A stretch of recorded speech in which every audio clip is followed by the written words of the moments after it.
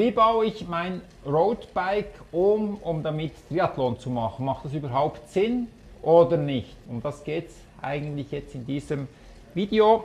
Ich bin jetzt hier unterwegs auf meinem Roadbike, wo ich eigentlich umgebaut habe für Ultracycling, aber das funktioniert eigentlich ganz gut auch für Triathlon, Ironman. Ich kann hier in die Aero-Position gehen und dann so entsprechend meine Watt sparen. Der Clou ist eigentlich, vorne das Cockpit so zu bauen, dass wenn ich entspannt auf dem Sattel sitze, nicht so weit vorne, dass ich da entspannt in die Position gehen kann und dann entsprechend aerodynamischer unterwegs bin.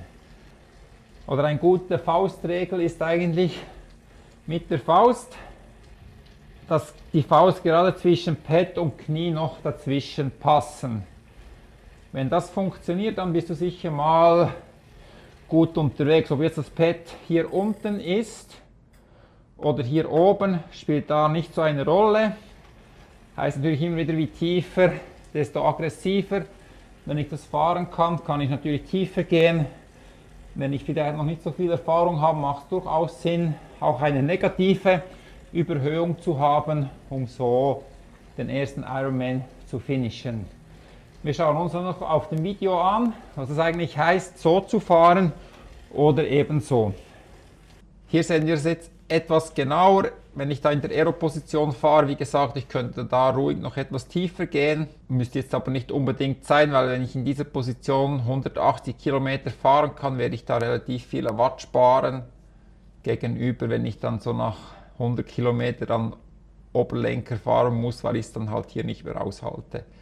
Der Vorteil ist klar, wenn ich das hier anschaue, ich bin natürlich jetzt da etwas ökonomischer gesehen, biomechanisch gesehen, etwas besser auf dem Rad, weil ich halt hier ziemlich Pedalachse Mitte bin. Und beim herkömmlichen Triathlonrad sitze ich dann eher weiter vorne zum Teil, damit der Hüftwinkel hier aufgeht. Das kann ich dann halt verhindern, indem der Aufsatz, der Lenker zurück und hoch kommt, dass ich dann hier nicht in diese Position komme, dass ich dazu tief untersetzt bin und der Hüftwinkel zumacht. Ist dann auch besser zum Laufen nach dem Radfahren und da ist eigentlich fast nur Vorteil, in dieser Position unterwegs zu sein. Der runde Tritt funktioniert dann relativ gut. Wenn wir das hier in der Slow-Mo anschauen, habe ich dann da wirklich eine gute Druckphase, Zug, Hub, Schubphase und dann wieder in die Druckphase. Sobald halt dann der Sattel viel weiter vorne ist dann oft das Problem, dass dann halt diese 4 Phasen von der optimalen Trittökonomie nicht mehr sauber angesteuert werden können.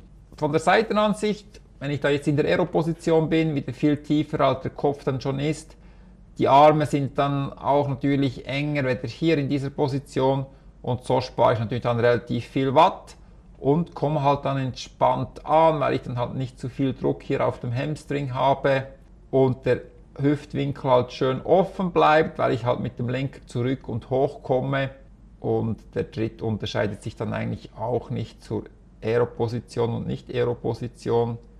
Da kann ich den Tritt optimal halten, weil oftmals ist dann das Problem, dass wenn ich dann hier in der Aero-Position zu tief bin, bei sehr aggressiven Zeitfahrrädern, dass ich dann hier die Trittökonomie extrem leidet, dass ich dann halt hier mehr hochziehe und nicht in die Hubphase komme und die Druckphase dann mehr über Ferse-Senke einleite, weder hohe Ferse fahren kann. Hier sehen wir das von der Seite. Sehr schön, wenn ich da am Fahren bin, eine negative Überhöhung, aber die Aerodynamik kommt dann halt wirklich sehr gut. Ich bin dann hier, wenn ich das jetzt auf dieses Raster anschaue, ich bin dann hier eigentlich fast in diesen 4, 5 Rastern drin, was dann aerodynamisch halt sehr gut ist und hier bin ich dann viel breiter, schon nur der Arm hier außen und die Schulter kommt dann halt hier viel enger und wenn ich diese entspannte Position fahren kann, spare ich da sehr, sehr viel Watt und was so viele Erfahrungen jetzt in den Windkanal gezeigt haben, das sehen wir auch oft bei den Profis, dass die gar nicht mehr extrem tief gehen vorne, weil es eigentlich nicht viel bringt. Also wenn ich jetzt hier 5 cm tiefer gehen würde mit dem ganzen Cockpit, würde alles, diese Position würde zwar 5 cm tiefer kommen, aber aerodynamisch gesehen nicht viel einen großen Benefit, außer dass sich natürlich dann der Sitz oder der Hüftwinkel zumacht, ich mehr Druck auf den Hamstring bekomme und so weiter. Das ist natürlich dann nicht so. Aber Aeroposition versus Oberlenker ist natürlich dann brutal, was hier der Unterschied ist. Und darum macht es durchaus Sinn, halt ein Rennvelo einfach umzubauen und dann so zu fahren, wie schon eingangs erwähnt. Der einzige Nachteil ist eigentlich aus meiner Sicht hier unten, dass das halt dann aerodynamisch nicht ganz so optimal ist, weil ich hier halt noch den Road-Lenker habe, wo dann halt ein wenig Aerodynamik wegnimmt. Aber sonst habe ich da eigentlich keinen Unterschied gegenüber einem teuren Zeitfahrrad, und Scheibenräder und so weiter kann ich ja dann auch entsprechend bei jedem Bike fahren. Hier noch ein kurzes Rechenbeispiel, was das in Watt konkret für mich heißt. In der linken Position, Oberlenkerposition, brauche ich bei rund 80 Kilogramm Körpergewicht rund 200 Watt, um 30 Stundenkilometer fahren zu können. Gehe ich aber in die entspannte Aeroposition, verringert sich mein Wattaufwand um sage und schreibe 40 bis fast 50 Watt, kommt natürlich immer je auf das Gelände und auf den Wind und so weiter an. Aber ich kann dann in dieser Position mit rund 160 Watt 30 Stundenkilometer fahren. Und so kannst du dir selber ausrechnen, wie viele Watt oder wie viel Energie ich dann am Ende des Tages von einem längeren Wettkampf sparen kann und entsprechend besser performen. Wichtig ist, wenn du das Rad umbaust, dass du wirklich das Rad so baust, dass du 90 oder 180 Kilometer in dieser Position fahren kannst, dass du eigentlich nur zum Bremsen rausgehst, die Bremsen natürlich auch entsprechend hier auf der Höhe sind, agieren kannst, Kurve fahren und dann direkt wieder zurück in die Aeroposition. Und so bist du optimal unterwegs. Schauen wir das etwas in Detail an. Was habe ich hier gebaut bei dem Rad? Der Sattel ist da mit einer geraden Sattelstütze, aber trotzdem weit nach hinten. Also ich bin viel weiter hinter dem Trettlager, weder das ein herkömmliches Triathlon-Bike hat. Macht eigentlich durchaus Sinn, weil die Trittökonomie besser ist. Und hier habe ich jetzt, wie gesagt, eine negative Überhöhung, also die Pads sind höher als der Sattel. Kann durchaus Sinn machen, wenn du jetzt nicht so viel Erfahrung hast.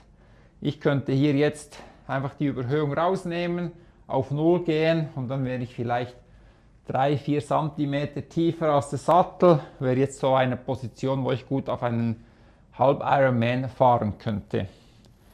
Wichtig ist aber, dass die Pads, die Armauflagen halt wirklich zurückkommen. Das habe ich jetzt hier so mit einem Speziallenker gemacht, mit diesen Schellen so montiert, dass ich da eine entspannte Position habe. Was ich auch gemacht habe, ist jetzt eher ein Rahmen, wo fast etwas zu groß ist für mich. Darum habe ich hier einen sehr kurzen Vorbau montiert. Das ist nur ein 50 mm Vorbau. Ich bin halt wirklich sehr entspannt, wenn ich an den Bremsgriffen bin, nicht überstreckt oder zu tief. Ich habe dann da eine sehr, sehr gute Position. Und die Position ist dann sogar viel bequemer als bei den meisten Zeitfahrrädern, weil da ist zum Teil der Lenker so tief gebaut, dass ich hier unten bin und auch Kurvensicherheit dann nicht gewährleistet ist, weil ich einfach viel zu tief bin.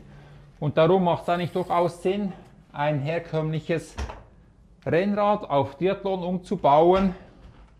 Der einzige Nachteil ist dann eigentlich aerodynamisch gesehen halt der Rundlenker hier unten, aber das kann man eigentlich vernachlässigen, wenn ich jetzt nicht mein täglich Brot mit Triathlon verdienen muss, dann kann man da gut auf ein Rennvelo zurückgreifen und vielleicht sogar aerodynamischer und schneller unterwegs sein, als bei einem sehr, sehr teuren Triathlon-Bike.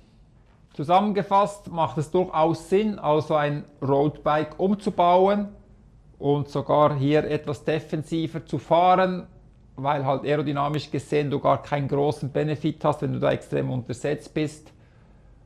Aber der Vorteil halt wirklich da ist, dass du entspannter dann die dritte Disziplin, das Laufen, angehen kannst. Darum unbedingt ein Rad umbauen. Melde dich gerne bei Fragen, da kann ich dir weiterhelfen.